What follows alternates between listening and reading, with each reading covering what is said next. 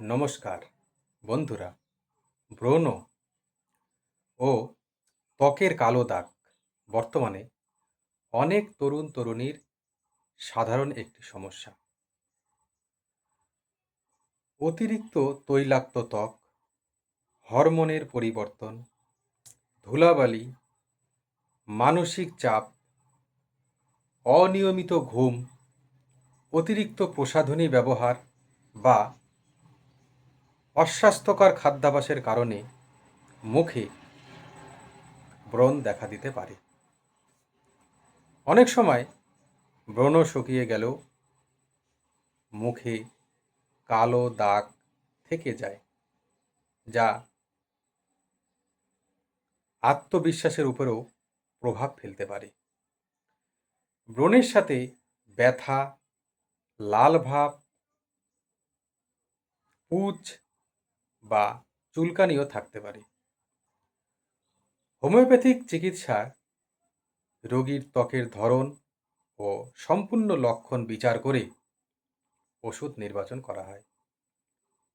যেমন বারবারিস অ্যাকোফোলিয়াম, এই ওষুধটা মুখের কালো দাগ, ব্রণের দাগ ও ত্বকের উজ্জ্বলতা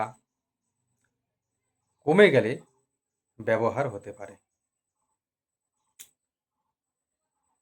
সালফার, এই ওষুধটা তৈলাক্ত ত্বক, চুলকানি ও বারবার ব্রণ ওঠার ক্ষেত্রে বিবেচিত হয়। হিপারসালফ,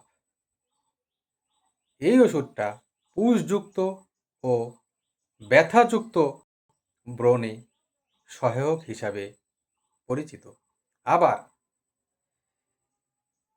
ক্যালিব্রোম, এই ওষুধটা গভীর ও শক্ত ব্রণ, বিশেষ করে কিশোর বয়সে হওয়া ব্রণে ব্যবহৃত হতে পারে। নেট্রামিউরিটিকাম, এটি তৈলাক্ত ত্বক, মুখে দাগ, হরমোনজনিত ব্রণে বিবেচিত হয়।